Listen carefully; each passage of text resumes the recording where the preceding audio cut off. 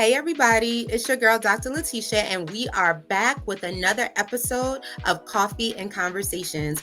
This guest is someone that I have known literally since I was 8 years old.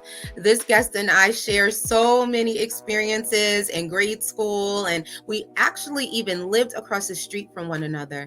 It's just so amazing to see how we've both progressed to become entrepreneurs and to do so many amazing things. I want to read you a bit about his bio and then we will bring him in. Ryan Hodge is the writer and executive producer of the award-winning short film drama Blink of an Eye. He is also the author of 9 novels, including his debut novel, Web of Deception. Ryan received his Bachelor's of Arts in English from the University of South Carolina. Ryan is a native of New Jersey who loves concerts, sporting events, and people watching. You can visit him online at RyanHodgeBooks.com. Please join me in welcoming Ryan Hodge to Coffee and Conversations. So welcome to the show, Ryan. It is so great to see you. As I said in your intro, we go way, way, way back. Oh, yeah. As I was thinking about seeing you again today, I thought about one of my oldest and fondest memories of you, and that is when we were both safety patrol officers in 4th grade at Lincoln School. Do you remember that, Ryan? I definitely remember. Can't forget one of my good memories, or several of my good memories. Absolutely. Ryan, you were Don't forget about serious. Santa Claus. Don't forget about when Santa Claus. What was the show? This Is Your Life. Remember, you were the host. Yes, I remember. Oh yeah. We go way back, Ryan, and look at us now. We have done some major, major things in our lives. And I'm so honored to have you here. I know we've stayed connected through the years on social media, and you're just doing such amazing work. Tell me why you decided to go into, writing books, why you decided to become an author. Where did that start? All right. So I'm gonna say it started very young. I mean, at a young age, because I think I always had a book in me, or I guess at this point several books. But one of the things as an adult that got me into writing was a couple things that came together at the same time.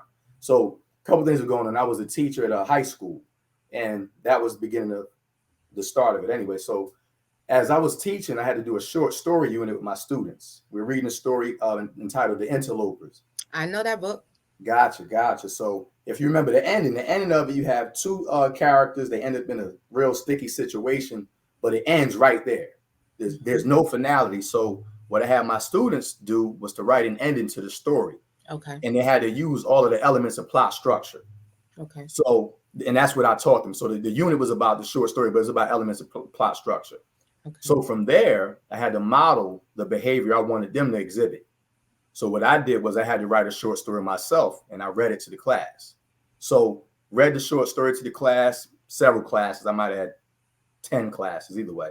Okay. All of the students at the end of it, oh, Mr. Hodge, your story was so good, blah, blah, blah. They loved it. So now pause the story right there. Now, something else is at work at the same time as this. So good friend of mine currently, we were working out in the gym. So we're in the gym. We worked out for about 10 minutes. Now we were in the gym for about 2 hours. Now, so y'all were building. We definitely were building. Absolutely. We spent the vast majority of the time in the gym just politicking about different things, life, success, the whole nine. And at the end of the session, after the conversation, I should say, because we weren't working out no more. But at the end of the conversation, it was like, listen, man, we polished a book today. And from there, I thought back to my classroom experience, and then that conversation and that statement just brought everything full circle. And then from that point, I decided to pen a story called Web of Deception. And that's my debut novel. Okay. So you have told me, previously that you were a classroom teacher. Do you have any plans to go back to teaching students formally? No, I don't. I really don't. Okay. Because the landscape of education has changed. Yes, it has. And to be honest, they're letting the kids get away with a lot of stuff too. But I won't go too far into that. But so my role really, even in the classroom, I mean, I did what I had to do, was dispensing my job as an English teacher, but I was really more so a real life, almost like a real life coach. Okay. I was the guy that would take a student situation, see where they're at, and put some words of wisdom and even sometimes monetary items, just anything they need. I had a student live with me at one point. So Wow. I was doing things that really could bring about change in the student's life. Mm-hmm. The curriculum, not so much. Like I said, I did what I had to do, but mainly I used to talk about strategies of money management, building your credit, and just being successful in your own right, however that may be. So that was my thing with education. And it's not like that anymore. Everything is just stick to these numbers, these books, and I don't know. I don't see that the students really need it like that. Okay, no, I totally understand. Education is not the same. It's only about what the benchmarks are. And so you Right. don't get to be able to be creative, and you are absolutely a creative person. Have you ever thought, Ryan, about starting a mentorship program? You have truly been an inspiration, even to me on social media, just with some of your strategies for living a good life. Have you ever thought about packaging any of that and starting a program?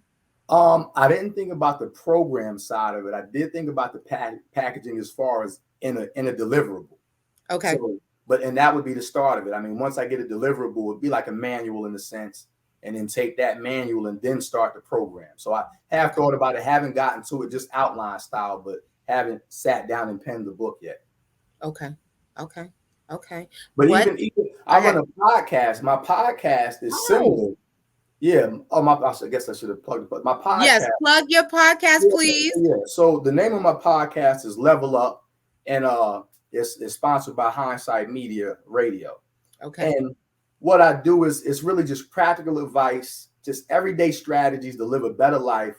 No over the top, grandiose stuff that the average man may not be able to access. Just things that I see that help me get through, and not just me, my students, because it's the same advice that I used to give them, and Yes. now some of them are doing their thing. So that's what the podcast is about. Eating healthy.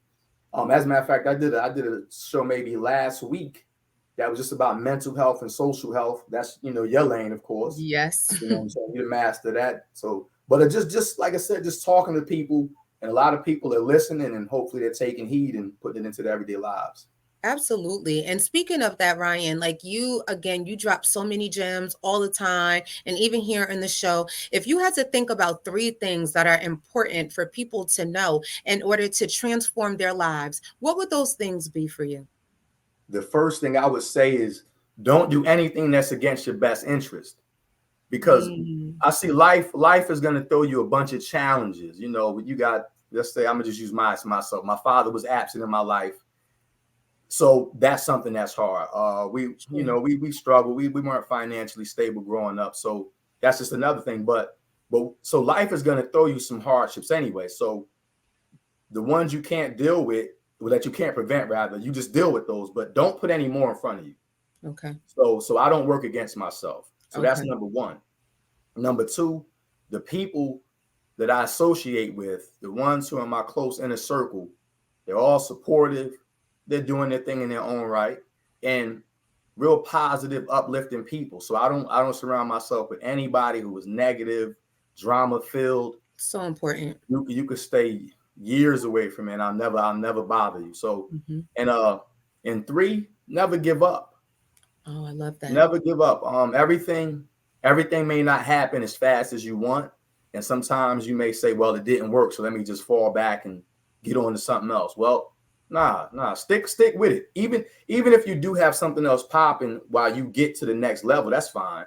But just never give up. Like these books and my novels and my screenplays. Nah, we're gonna run these till somebody grab one, until I pop it off myself.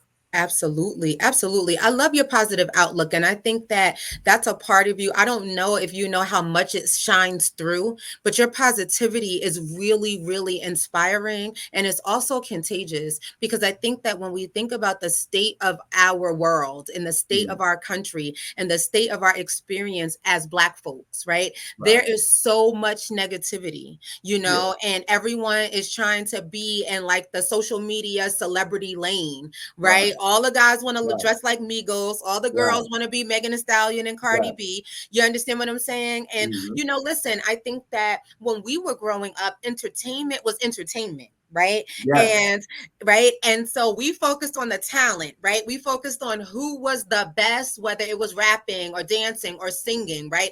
And Definitely. their character and their personal lives were not even something that we knew Yeah, about. yeah, yeah, absolutely. Yeah, And we didn't didn't care care about, about didn't it. know about it. Yeah, didn't mean a That's thing. right. Right, exactly. That's right. And I feel like, and I want to know your thoughts on this, but I feel like social media has really been a gift and a curse, right? The initial origins were to reconnect people. I've reconnected with people I went to grade school with, like you, Absolutely. reconnected with college colleagues, all of that. But now it's become such a space of negativity. And Yeah. so many people don't realize they are absorbing that negative energy. How do you keep yourself safe from that?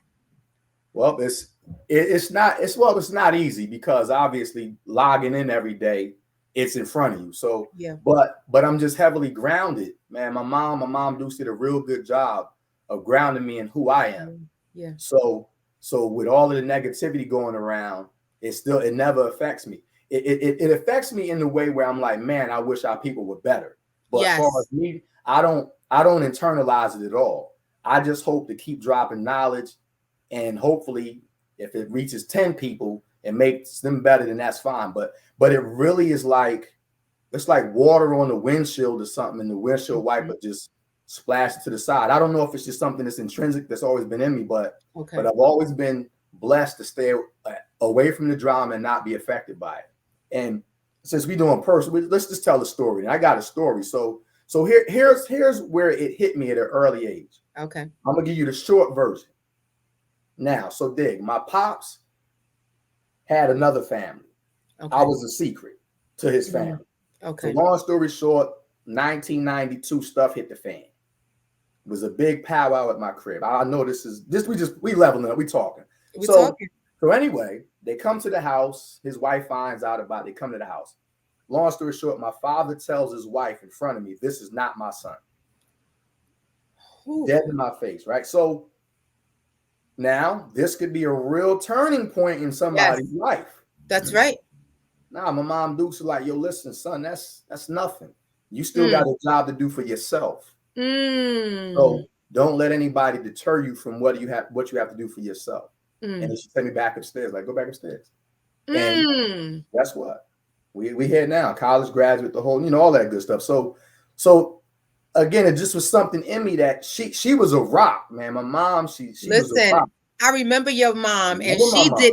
I remember your mom, and she did not play. She did She not. was focused, she was diligent, and she was determined to Right. ensure that you and your brother, I don't know if you have other siblings, Yeah, yeah. but Two you and two brothers and a sister. Yep. Yep, you and Dewey are who I have my Yeah. connection with, That's right. and she absolutely was serious, and I Yeah. always admired that about her, I and I love appreciate that that. she was able to really build you up as a young man into the man that you are now. Right. And I think that is so important that you told that story, because you know something, Ryan, sometimes when people look at you and I, they see where we are now.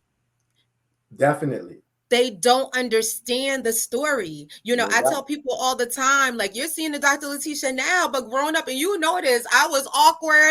You know what I'm saying? Like, I That's definitely wasn't this. And I was right. going through, whether it was, childhood sexual abuse that I experienced or other abuses, etc. Right. Right. But what I always said to myself, Ryan, and I know you can identify with this, one thing I said to myself growing up was, just because I'm here now doesn't mean I have to stay here. Absolutely. Right. It's And I also, absolutely. yep. And I also always told myself that it was how I felt about me that mattered, not how other people felt That's right. about me. That's right. And so I really feel that, and you absolutely just echoed that with your story. Those of us who were able to hold on to that and even add, it's not where you're from, is where you're at. You understand what I'm saying? Right. Right. I think that that's why we're able to sit in the seats that we are. Yeah. It doesn't mean that life and our journeys are perfect and that everything is exactly the way we Right. want it to be. Right. And it's not exactly. It's not, but that self-assurity and that anchoring really, really is important for us to continue to do the work that we're doing to influence the next generation. That's right. That's the piece. Perfectly said. I like that. Absolutely. Ryan, I want to thank you for joining me today. You know already I'm going to have you back because I want to definitely get into all of the books. I want to Okay. talk about what inspired you to just keep going with your series and all of that. So please, please, please come back to Coffee and Conversations. Sounds good. Whenever you're ready, just let me know. I'll be back. I'm glad to I be here. And I will. appreciate you. I appreciate what you're doing. You're doing good work, and we need to see it. And I'm glad to be a part of the journey. Thank you so much, Ryan. Same to you. And I look forward to seeing and speaking with you soon. Take Sounds good good. care. All Until right. next time. Awesome.